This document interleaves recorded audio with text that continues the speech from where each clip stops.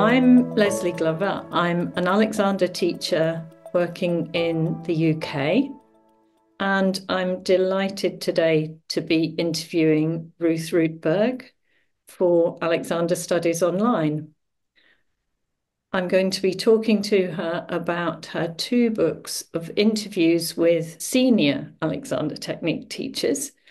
The first volume, Living the Alexander Technique, and the second volume, Living the Alexander Technique, Volume 2, Aging with Poise. And we're going to be talking really a little bit about the background to it and about how Ruth went about carrying out the project. So, Ruth, would you like to just give us a little introduction to you? Sure, sure. And first of all, thank you so much for inviting me. My name is Ruth Rootberg. I live most of the time in Amherst, Massachusetts. I'm an American. I trained with Missy Vineyard. I graduated in 2003. I said most of the time because I am spending more time in England, in Devon, and I love to write and edit as well as teach. Lovely, thank you. I have thoroughly enjoyed reading these books. I've got so much out of them, and I have questions. But what would be lovely is if you could just give us a bit of background about how you came to start this project. Sure. And I'm going to dig back farther into my history. I think I was always asking questions as a child. As I was preparing for today, it popped into my memory that one of my sisters used to complain that I asked too many questions. So I think it's part of my nature to ask questions. Then this idea of interviewing, I had these two models. One was Studs Terkel, who in America people know, I don't know how much in Europe they know him. In one of the public radio stations in Chicago, he was called the Free Spirit.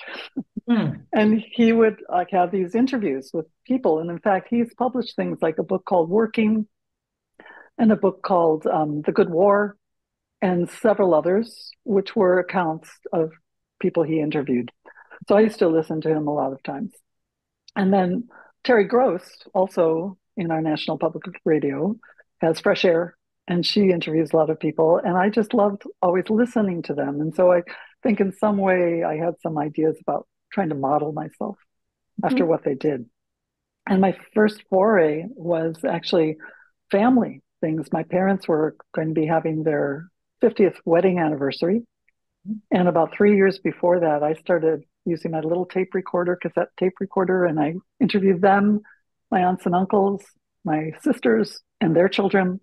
Wow. And I put together this book for their anniversary, which even now some of my cousins or my nieces and nephews reference in various research that they're doing. And then fast forward, as I was training I think at the end of my first year, I thought, I'm also a Linklater voice teacher, and I'm kind of bumping up against questions about jaw and breathing that are different. And so I thought I would just ask a bunch of voice specialists. And I came up with another book called Teaching Breathing, Results of a Survey. So I had always been doing that. And then I was volunteering for AMSET Journal, proofreading mostly. And just as a trainee and then a teacher, there were a lot of interviews that were coming through AMSET Journal. And then we already have books like Taking Time and Sean Carey's books and Trevor Allen Davies' books. So there were all these representations of teachers interviewing other teachers. And that always really appealed to me. So then specifically, I was at the AMSAT AGM in 2012 in New York. Ann Matthews was there, but she had disappeared for several years because of health issues. And now she was in New York, which was not a far travel distance for her.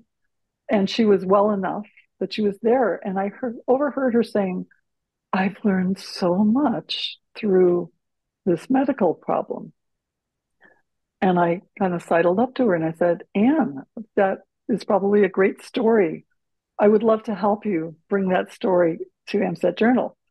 And so, with her being close, I think we did some phone calls and I went and visited her 2 or 3 times altogether. And we started this first interview. Then I went to Phyllis Richmond, who trained in England but is American and was editor for many years of AMSAT Journal. And I said, I've got this thing I'm doing with Ann Matthews. And she said, this is really good. And you should work with some other people too and interview them. And then we started making a list. And at some point, it was like AMSAT Journal only comes out twice a year now.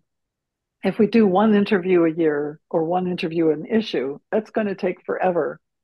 And so that's when I started thinking about making a book of Right. several interviews.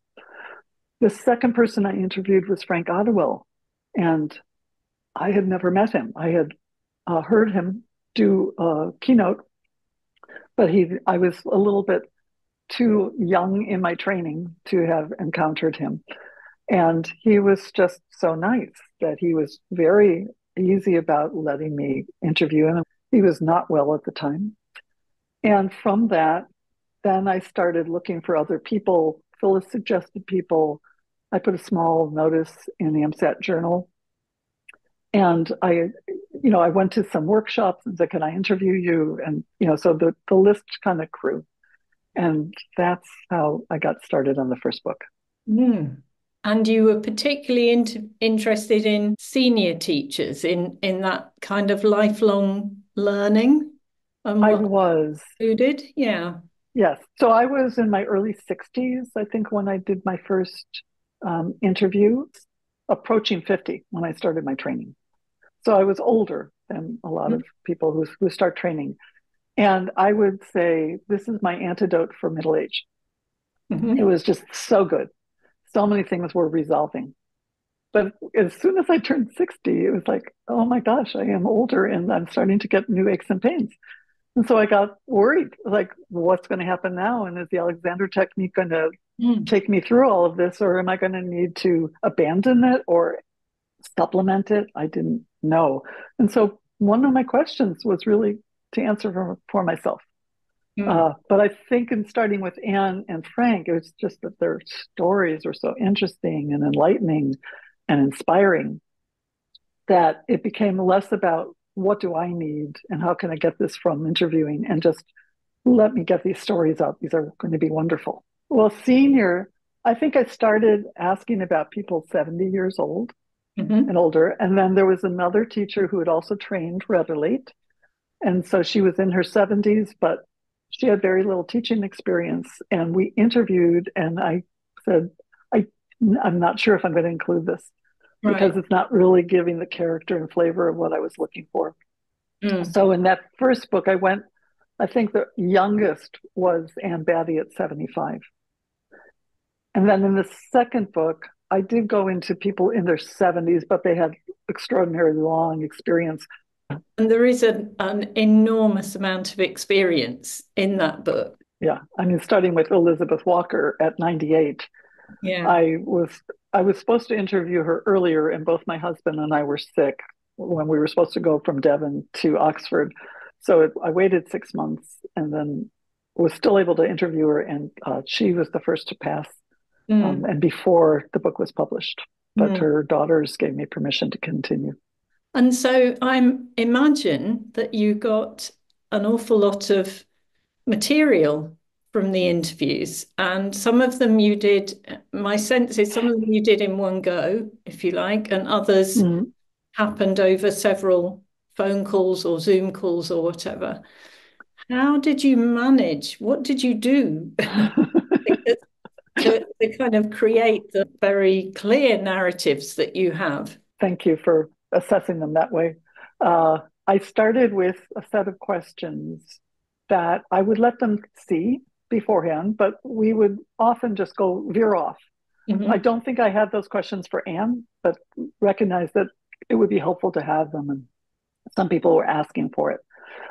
The interview itself would take an hour to an hour and a half. Some of them I was able to do in person. Some I was doing on the phone because the person might not be that internet savvy. Mhm. And then, well, I started out with Skype, which eventually turned to Zoom. And so an hour, hour and a half. And then as I started reading through it, there would be questions. Everything seems to flow as you're talking to someone, and it's all, that emotional connection that's going on. But then reading, it needs a lot more clarity. And so I would see the gaps. I would move things to start making a better chronological and thematic flow. And then Phyllis Richmond was just enormously helpful as my editor. And so we worked collaboratively, and then sometimes she worked with Ruth Diamond. And then we also had a copy editor toward the end, Rosie Pearson. So there was a lot of work. And if I didn't understand something, or if Phyllis didn't understand something, or even if Rosie didn't understand something, we went back and with Mm. another question. Mhm. So there were times when I sent the whole interview and said, "We've edited this. Are you going to approve this? Or is there something you want to cut out?" I think I even asked people if they wanted to cut before Phyllis saw it so that they could retain privacy. Yeah. But then when it came to clarity, sometimes I would be sending the whole interview thing. There's several questions. Other times it was just like, I still have a question about this. Can you just look at this? And I'd send that just in an email or, a small attachment. So there was a lot of work in bringing it to that clarity. So you were able to go back and ask a bit more or explore a bit more. Yes, and everyone was so generous with their Mm. time and with what they talked about. I wonder if the questions developed over time that actually, I sense more of a similarity in the structures of the late of volume two than in volume one. And I'm not sure whether that's to do with how you questioned or whether I'm imagining that. Um, That's a good point. And I don't have a very specific answer. As I said, I think for sure for Anne, we just started yeah, talking, yeah, and maybe Frank also. And the questions started developing because I know I was looking, I could not find my set of questions for either book, but I know I have them. And I know in the second book, I had some new questions. mm, I wanted to know more about what is your process from the moment that the student's there and you're putting hands on that, how do you keep that awareness of yourself and the student, and does it go back and forth, something like that. yeah. um, but the, the teachers, many of them are very used to and happy to talk about teaching and Hmm. about how they work with other students, and sometimes getting them to talk about their own process Mm, was a little bit more challenging. And perhaps it was because of that that I started structuring the questions. yeah. But that could also be my imaginative answer right now. But that's interesting, isn't it? That because I know one or two, they would say, it's really difficult to put into words, or, Yes, I know what sure. I'm doing, but Yeah, it's hard to explain. So yes, I can yeah. imagine getting insights into that was very difficult. I felt that in the interviews or reading them, they were, I think you said somewhere that you could read them like a little Alexander lesson for Lesson. yourself. And Yeah. I could absolutely see that. But it struck me that in there was historical information, there was Mm. stuff about teaching, about training, about all sorts of things. I wondered if what your take was on the sort of different ways in which you can read them, or different levels of information you can get from them. Maybe that's what I mean. Well, that's very accurate, especially going to the very senior older teachers. You know, Elizabeth Walker and Rome Earl had worked with Mm. Alexander. And, I think there's a collection of teachers who always love to hear anything but what was it really like to Yeah. be with them. The personal stories, like Anne Batty's story of her accident in Africa, was just always so moving and revelatory to me. And I think for some people, how did you get into the technique? That variety is just so enriching. Mm. And then the the acknowledging that we've changed, that we don't finish our training and then we know what we believe about the principles, but that there's a transition.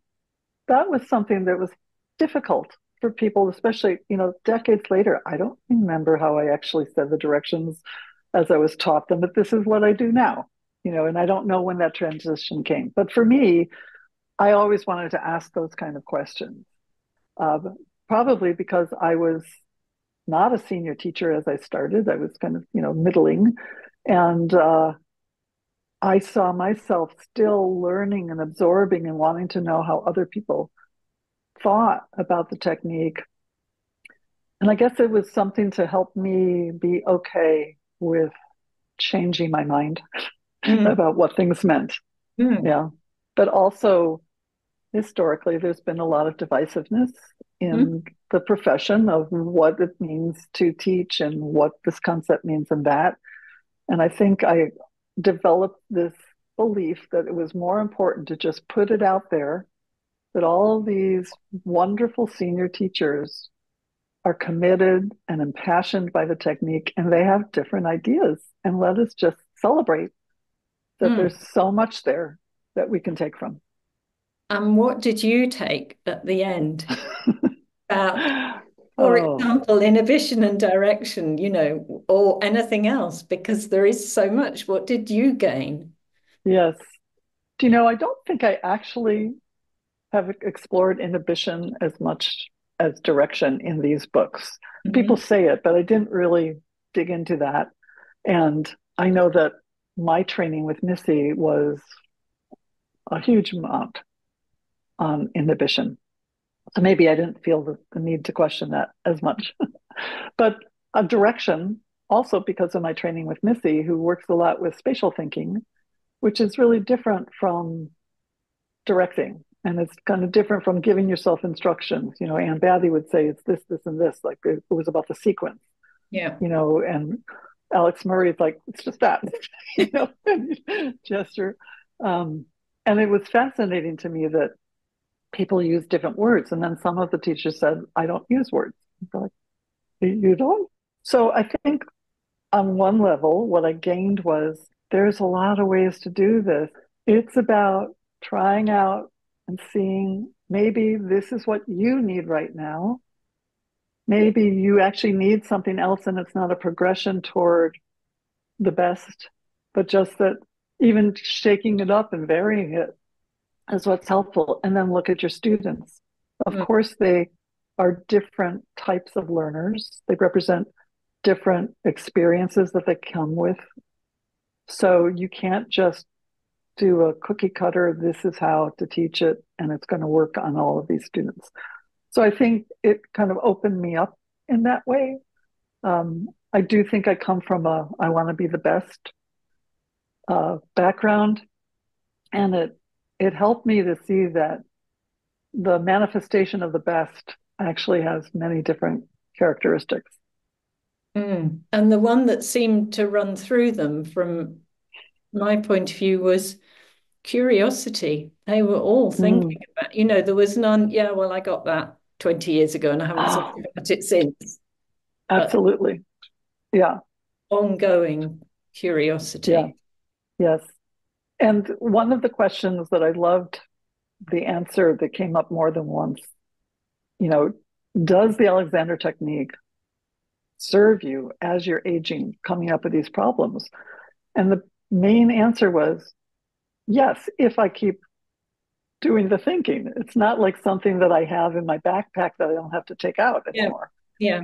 And that's why living the Alexander technique was a good title for me. Yeah. Yes. And that is just what you have the impression they are all doing, absolutely Yeah. living it. Yeah. 'Cause it seems like it was a big project, and I'd see it as a big piece of research, of finding out, of gaining answers. What were the main challenges? So I spent about 3 years on each. Mm. And the first challenge was, well, for one person in the second book, um, there was a lot of hearing loss. And so when it came to asking questions to follow up on things, that was very challenging. Um, but it was transcribing was the most tedious. Hmm. And actually, the second book, I farmed some of it out to my daughter, Hmm. who was in college and was happy to make a buck. Yep. But it's not that it was difficult. It just takes like 6 minutes to transcribe 1 Yeah. minute to do it accurately.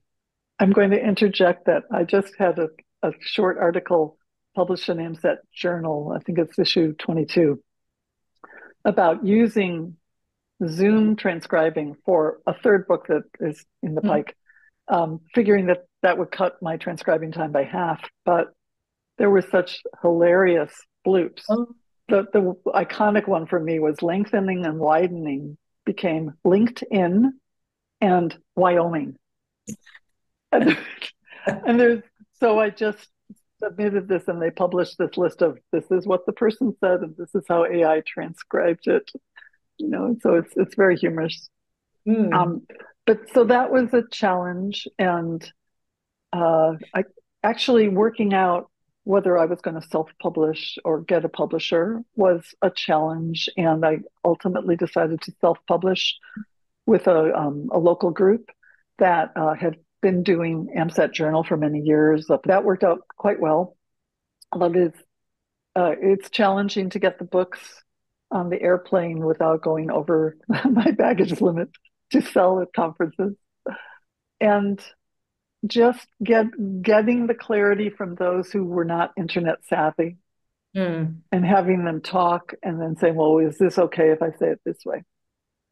But in a sense, it's just digging in and doing the work. Nothing felt overwhelming. Yeah. And I have to say that at the time, I probably didn't have as many students, so I could, you know, Yeah. put the time in to doing it. And also, I just like doing it. Mm. I like this kind of work. And when I'd be in England, I could, spend more time doing it because I wasn't teaching when I was in England. Mm. Yeah. And would you do anything differently if you did it all again? Oh, well, I don't think I would do any of the books I've already done differently. I want to say, oh, one of the challenges, but something that I find really good, interesting, is digging up for the footnotes. Mm. And I have found that I'm frustrated when other writers just refer to something and they don't tell me where to find it. It's too general, like so and so said, or so and so said in this book, but I don't know where to look. I called on John Fisher quite a bit to Hmm. help me, and I would dig in and look for things. And I found that challenging, but also very satisfying. And something that came out of it was, wow, the stuff they keep referring to, this is really good stuff. I should reread this. And I started a book reading group of FM Alexander. Mm. We actually started in the middle of conscious control because that was where the most quotes were coming from. Hmm. And if anyone was thinking of, undertaking a project like this, maybe not the same, but Mhm. something similar, do you have any advice for them? Well, for one thing, go ahead, do it because we need we need to keep collaborating with each other. Um, my penchant is more for things that are going to be interesting to our community. So I don't know that mine have as much of an outreach Hmm. value to them. But I would say that both are well worthy of taking your time to do and to ask for help. Mm. If you feel that you're not uh, practiced in writing or editing, there are plenty of people who can help you. And one of the MSAT teachers who recently published something took a whole online course. There is one, I said, I don't know that many non-teachers have read this. I don't really have a way of tracking that.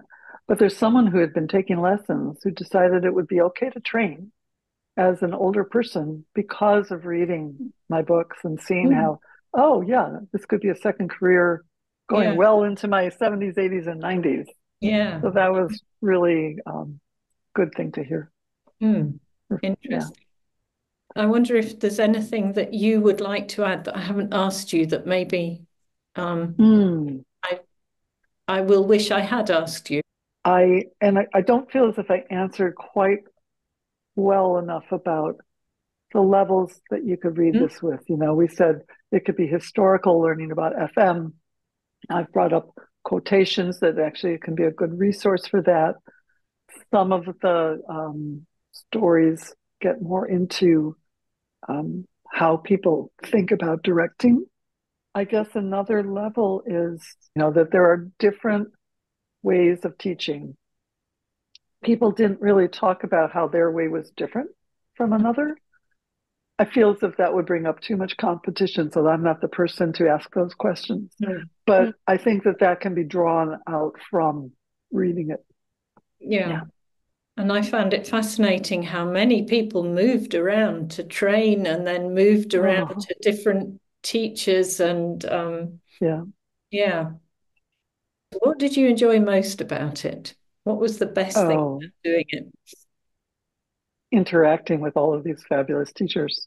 Mm. Yeah. I mean, there, you know, Sarni Ogus, who just died a few months ago, was a total unknown to me. I Hmm. didn't even know that she was a main teacher for Missy Vineyard when Missy was training. But because I had put this ad out in the AMSET journal or this announcement, someone said, "Why don't you try Sarni Ogus?" And I was going to New York probably for a workshop and let her know when I was going to be there. She invited me into her home. We had tea, we talked as if we were old friends. I mean, it was just fabulous. And everyone, whether it was in person or on the phone or in internet, they were far more than cordial. They were warm. They, you know, one or two were a little hesitant. You know, they interviewed and then I don't know if I really want to have this published. And then they decided yes. Yeah. There were just a couple of people who have turned me down. So it was the being with these people, especially in the beginning. I write in the first introduction about having this moment in Oxford where I was accompanying Anne Matthews back to her housing, and Alana was there, and a couple other teachers. I'm losing their names right now. And it was like, oh my gosh, these women, they're just so elegant and poised. And will I ever be like them? Mm. Do you know? And then I got to speak with them in this, to me, a rather intimate way, where they're talking about their personal lives and things that brought them to the technique. And so that was absolutely, you Yeah. know, it doesn't matter that I published it. Yeah. That was really the gold. Yeah. Yeah. And in some ways, I think that's makes the best of things. You know, when you do it anyway, just because it's fascinating, so much comes Yeah. across from that. Good.